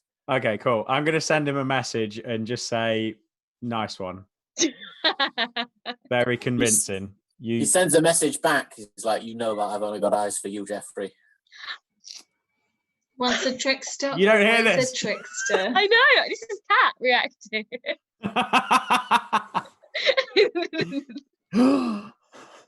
What? He goes so far as to tag on the edge, Jeffrey, and you're not quite sure how he managed to do this on a message spell, because they're normally just like words, but you think that he also did like a magic psychic wink. Oh. It's kind of weird. Cool. What into kind it. of wink? Like a weird wink? It's hard for Jeffrey to recognize it because he's never seen one like this before, but flirty. So Jeffrey's getting he's mixed into it. messages. He's into He's it. unsure. Yeah. With Trim's spiky hat, which he conjures up the illusion of Trim's severed head in, and your severed head, Trim, has a weird, kind of like a weirdly recognizable expression on your face. It's the expression you've seen in the mirror many mornings, kind of slightly surprised and mildly dismayed to see yourself. Probably a relic of the fact that you've changed your physical appearance about a dozen times in the last 6 months. Remember when you were old, and then you were young, and then you were half orc, and then you were a cat, and then you were a horrible, weird cat thing hybrid mix? Yeah, it's been a roller coaster. You just got to ride it. That's Just Don't gonna write it. remember that. Don't Gonna remember write that it. in the final song. You say it best. I've said nothing at all. Yeah. Great. Moved on to Ronan Keating. I love it. We'll get all the classics. It's hard to look at myself really, but I will look away from the severed head version of myself. It's mildly distressing. Mildly distressing. Disturbing. Just mildly. Well, I've still got the cat. The cat thing was worse. Like a Yeah, kind that of It was worse to see someone eat a cat in one bite than it was to see. no, and I was the kind of gruesome kind of fly cat. Cat horse? That was beast. The cat horse. That was beastly. That That was horse. horrible. Right. He assembles the various body parts and trophies into a little pile, and he kind of jiggles them around a bit. Does this look convincing? And he stands with yeah. one foot on top of the pile, placed on top of Reverend Hatchet's head. It's like, does this look like I've defeated you? Oh, totally. Yeah. Yeah, Yeah. pretty. I mean, if I contacted you via like a long distance spell and you saw this, would you immediately think, yes, that guy's slain my sworn enemies? Yeah, How I should totally. reward him. Yeah. I Totally. mean, the bits of dead body are an absolute giveaway, really. Yeah. I They mean, really are. I'm looking at Trim and Trim's dead head, and I'm not even convinced that she's not dead. That's how convincing it is. Me neither. I don't know if I'm alive or dead. I'm convinced. Okay. Well, that's. This is doable. I think this is doable. Okay. Let me. Can I practice on you guys? Sure. Yeah. And Okay, so- I'll disguise myself into a hooded figure. He turns and looks at you. He's like, "How did you know what he looks like?" They all look like this. Are you wearing a That's dressing good. gown? Okay, ready. Okay, so I'm gonna do my thing, and then I want you to react as though you are a dark, mysterious, nigh omnipotent figure that for some reason is asking me to do his dirty work. You got it? Great. Okay. Oh, hello. I didn't see you there. I just defeated all of your foes. Look, two of their severed heads, one of their severed legs, and a banjo that the last of them would never part with whilst alive. I've killed them. Give me my powers. Yeah. I'm convinced. Yeah, give it. Yeah. That's you. You think that was good? I think that was pretty good. You could Was throw it a okay little to bit more start with- detail in there, like I got the banjo of the one he, because he's a great survivor, tried to run away, and so I, destroyed him, and then it got a little That's bit it. messy over That's there. it. but I don't look as though I've been in a fight. Okay, if each of you had like a desperate last moment to attack me before you died, what would you have done? Oh yeah, that's pretty good. Oh, I would have stabbed you in the neck. Stab me in the neck. Great. He waves his hand over a neck, and then suddenly there's an appearance of a knife wound there, Both. and a little bit of blood trickles down. Perfect. Knife in the neck. Yeah. Knife in the neck. I probably Neck would have knife. done some kind of lightning bolt. So maybe it's like you sort of got some singed clothing, a little like some lightning Scorch marks. burn. Yeah, maybe some fur. Yeah, brilliant. He Yeah. waves, and then his clothing becomes scorched. Various Maybe parts you, of his you get fur like are a burned off. scar there. now on your forehead in the shape of a lightning bolt, something like that. Wow, read another book. Prim, what would you have done? If I was really desperate, I might have just gone fireball, and that might have just right in the Okay, tiger face. More right in the face. Right in the- Okay. hang on. No, right in the tiger balls. He waves his hands in front of the face, and Fireball then in the tiger suddenly his face is all scorched like a cartoon duck after a bomb exploded in its face. Yeah, like this. And then a tiny plant man. Well, a classic for me would be turning into a tree and battering you with my arms, my branchy, twiggy arms. It's like just messed up hair and a bunch of leaves. And some splinters. And some Ooh, yeah. splinters. Mm. Mwah. One more Imagine, wave yeah. of his strange backwards hands, and he stands there before you, battered bruised, knife wound in the neck, scorch marks from lightning bolts, fireballs, battered around the head and face and covered in leaves. Do I look convincingly like I've had a dramatic battle against you? A climactic kind of a... Yeah. Yeah, that looks I'd be great. convinced. That's Yeah. good now. I like that. Yeah. I reckon, yeah, if you start off just being like, wow, they were a lot more, they look a lot tougher. Like they are a lot tougher than they look, you know? And then, Say, because especially we've the little been one. Say that. constantly underestimated. And that's to the downfall of a lot of people. So you start off with that, I reckon you're golden, mate. You know what? That's pretty perfect. That's good. Okay.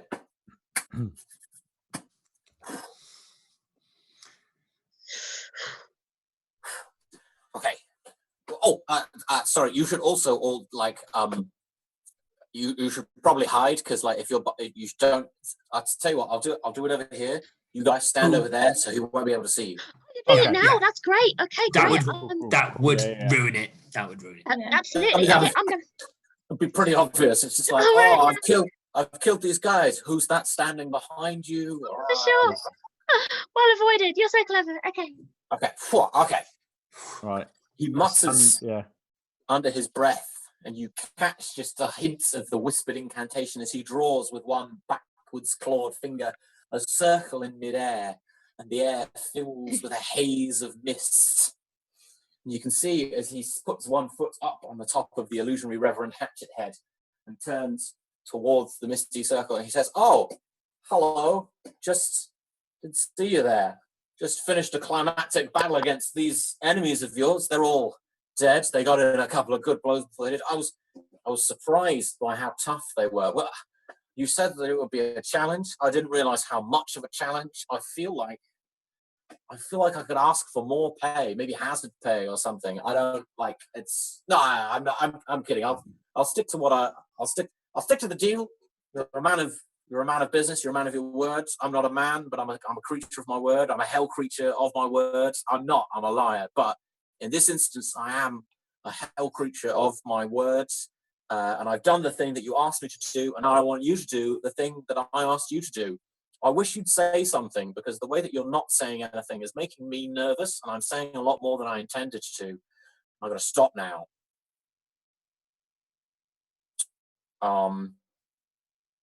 Oh. What, aren't you gonna say anything? I killed these guys. You wanted them dead, and now they're dead. You're just gonna sit there looking at me out of your stupid hood, frowning. What are you? Hey, you can't just. And then, with just a little hiss, a bright ray of yellow light comes out of the misty circle hanging in the air, strikes him dead in the chest, and he disintegrates into a pile of ash. And his clothes fall down around and land on top of the pile of skulls. And a scroll that had been in his pocket wafts down and lands at the bottom of it. Is the purple silk top that he was wearing, is that fallen down? It has. Oh, and as it falls down, you're just going to steal a shirt?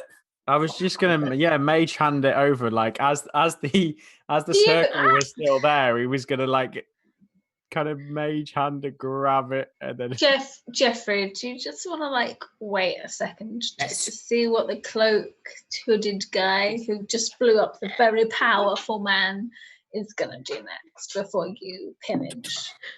Well, you don't really get a chance to see, because as the pile of ash drifts down, the illusions begin to fade, and all that's left in the pile on the ground is Bagsy's wife's boots, undamaged because it was only scorched by illusionary magic. There's no feast in those.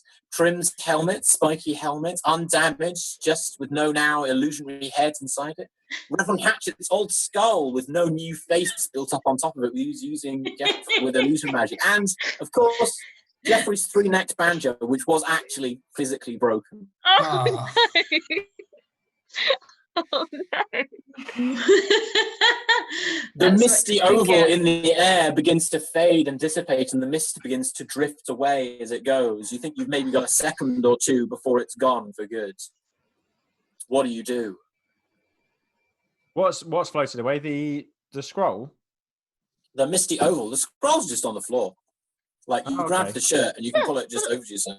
It's nice. It's probably too big for you. He was kind of muscly in tiger form, and you're not. I'm gonna take the shirt. It looks like my size. Okay. Do you say the scroll was still there? Yeah, the scroll's still there. Okay. I'm gonna mage hand that scroll and bring that over to me. You're gonna read it? Yeah. Okay, hang on. What does the scroll say?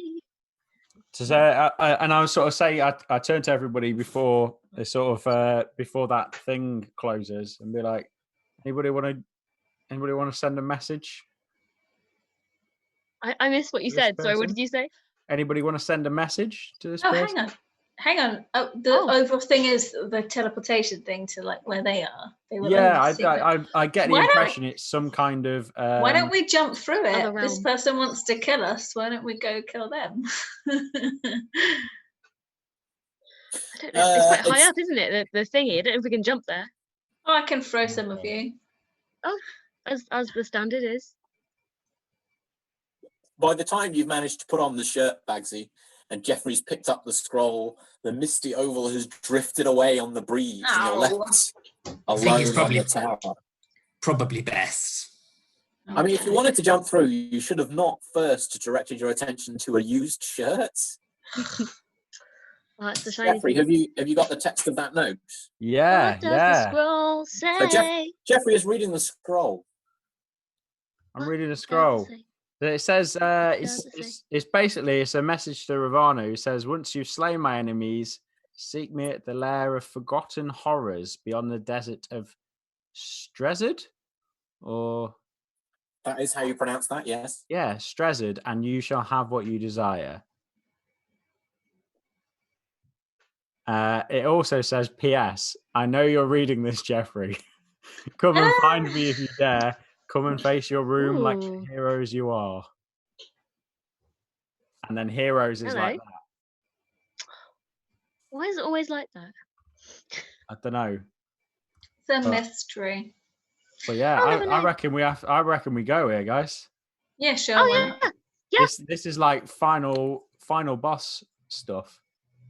You know what I mean? Or at the very least, an ultimate dungeon that leads to the final boss.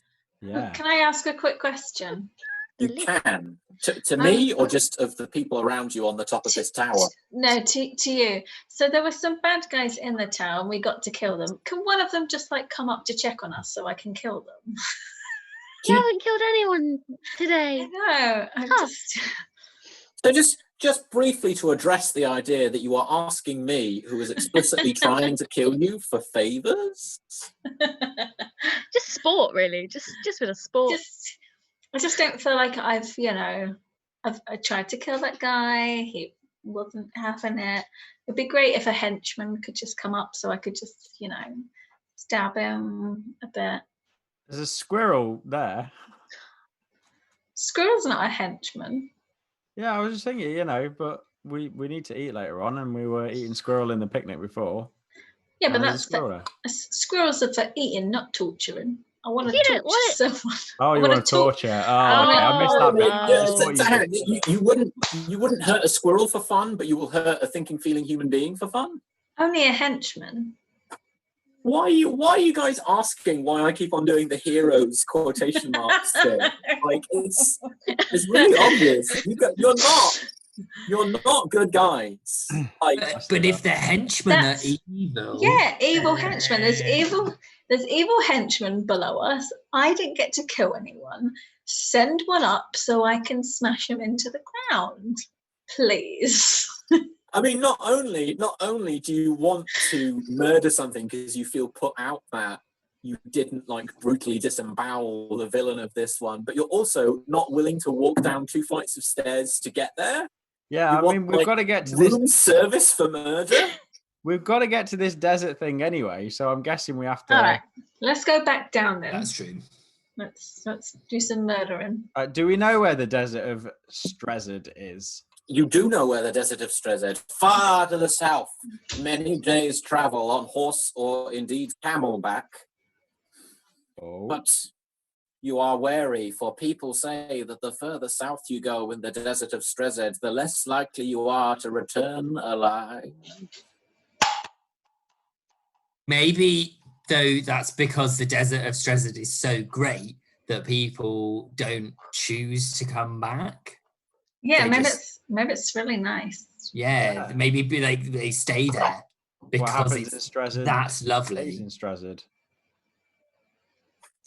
That Like, is... I feel it's a bit of a cause and effect to kind of presume that they're dead.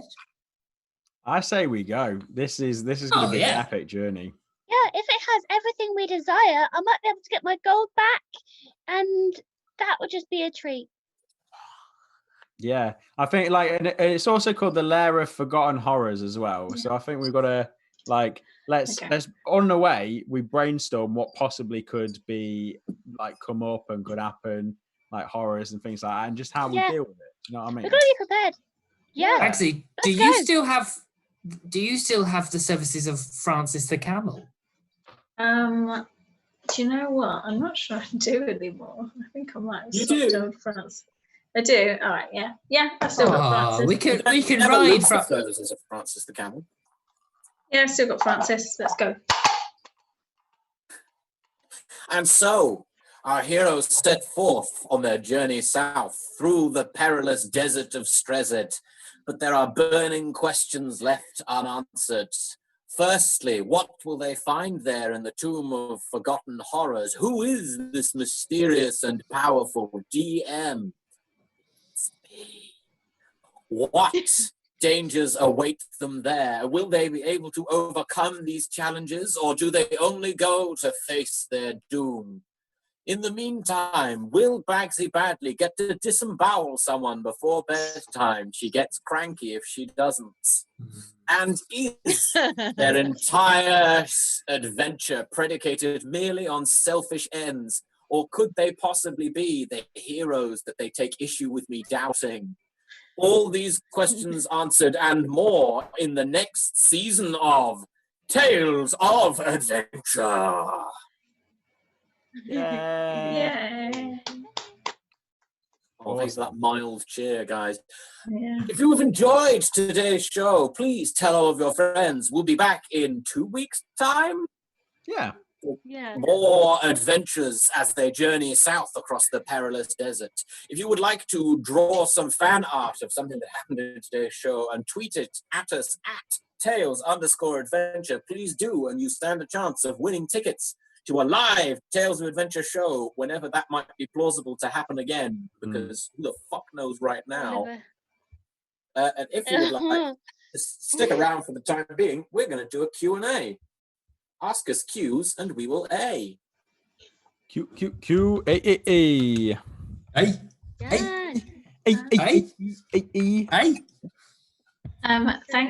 Thanks for joining us, everyone. That was fun. I'm sad I didn't get to kill anyone though.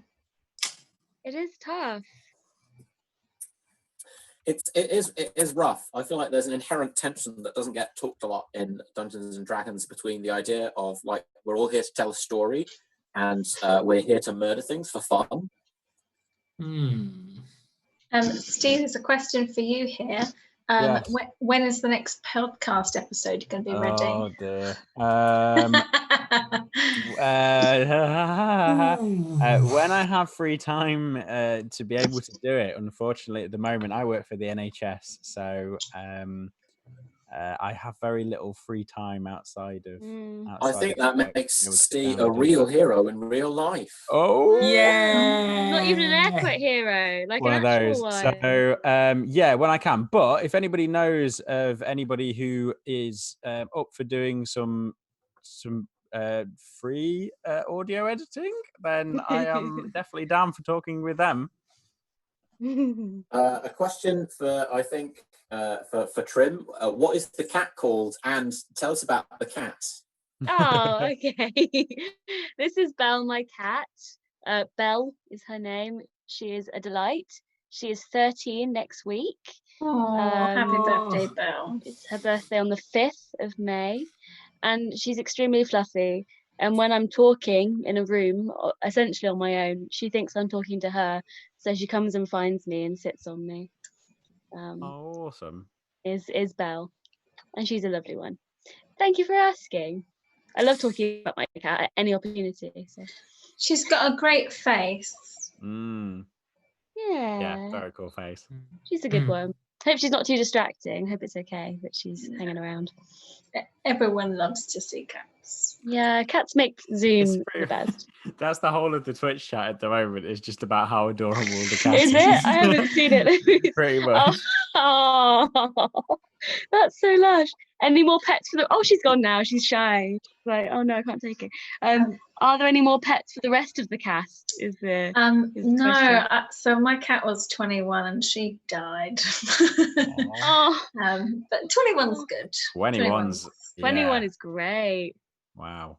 How did everyone enjoy the meta nature of tonight? Is like another question.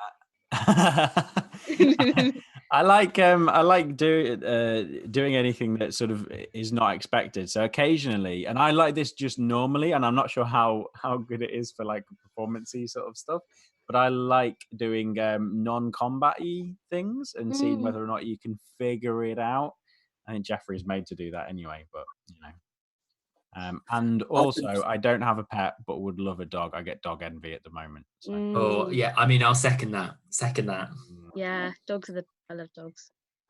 I mean, somebody's telling me that I should mute myself so that people can tell the truth. I mean, I don't think I'd be surprised for people to say that they didn't enjoy the meta nature.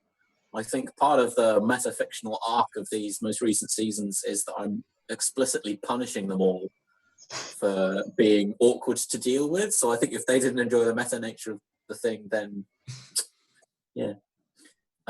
James 16 Matthews asks, can a Rakshasa have a trilobite head? Absolutely. Yay.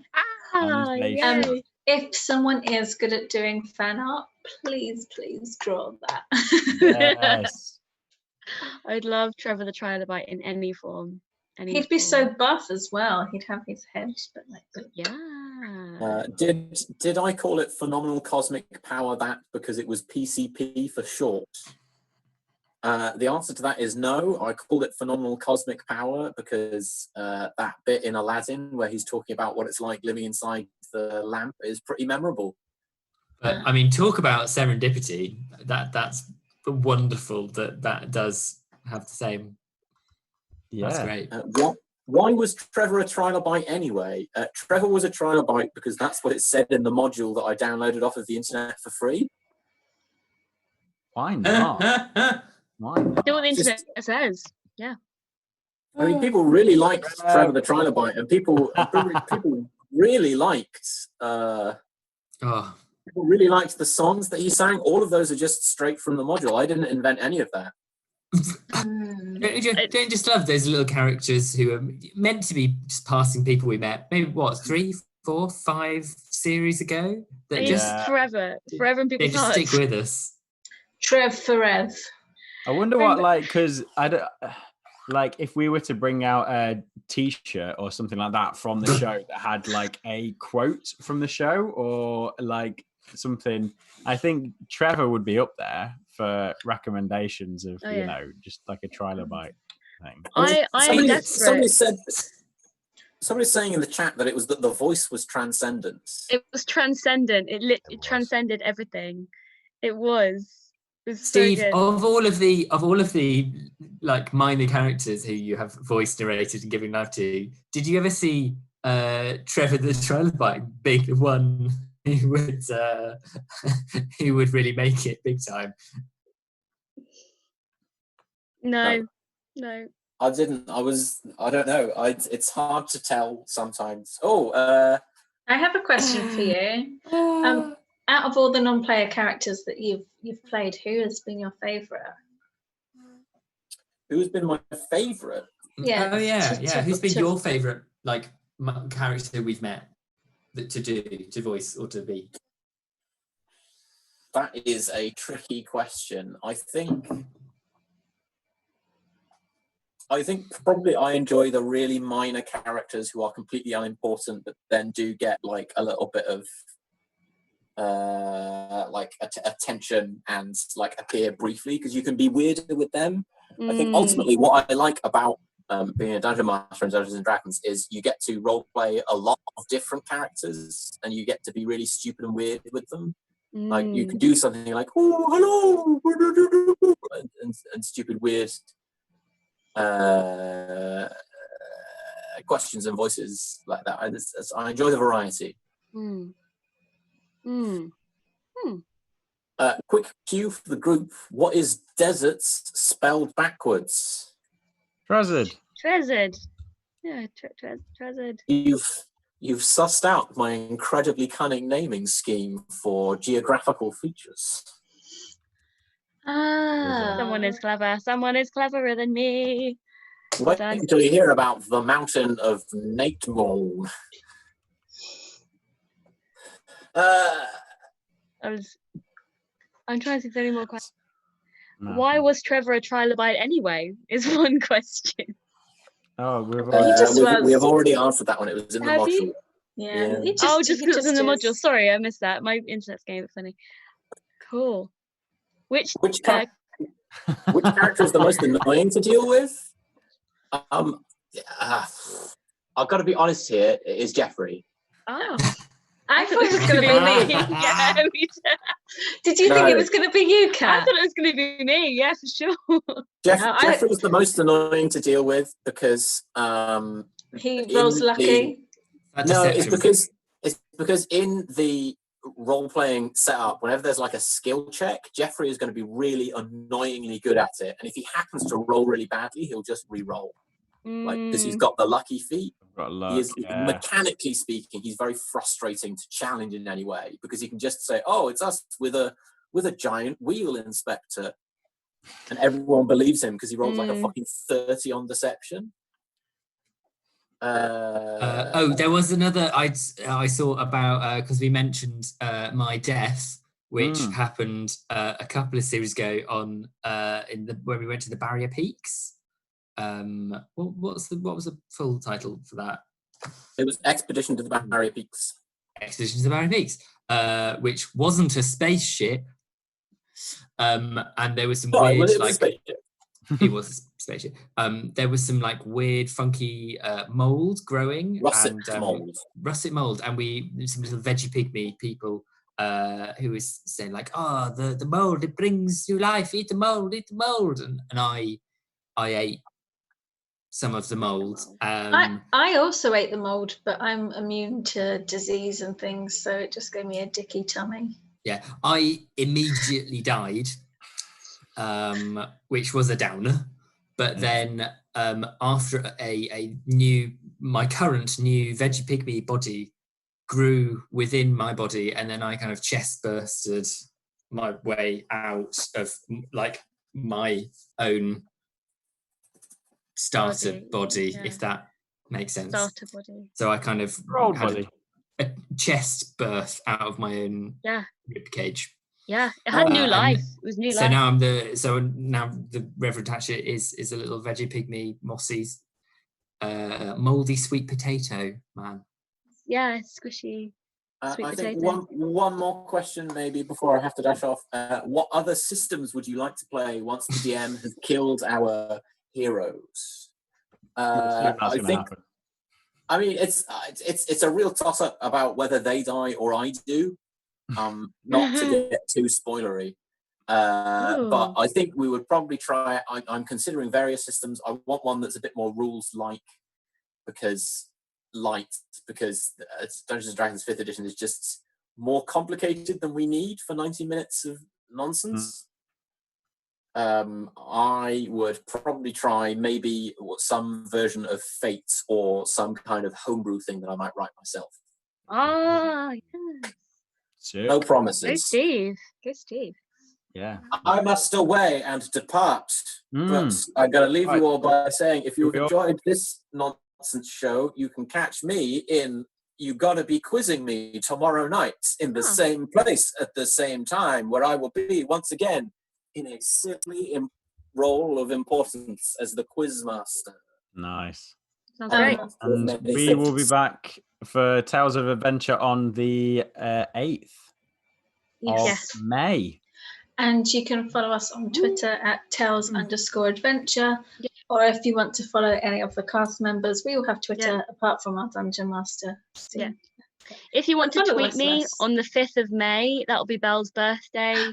So feel free to tweet Belle on the 5th of. I'll pass on all tweets. Yeah. Any audience art of Belle as well. Yeah, appreciated. Greatly It'd be great to have a appreciated. birthday card for her. She's 13. It's a big year. It's a bit. She's now a woman.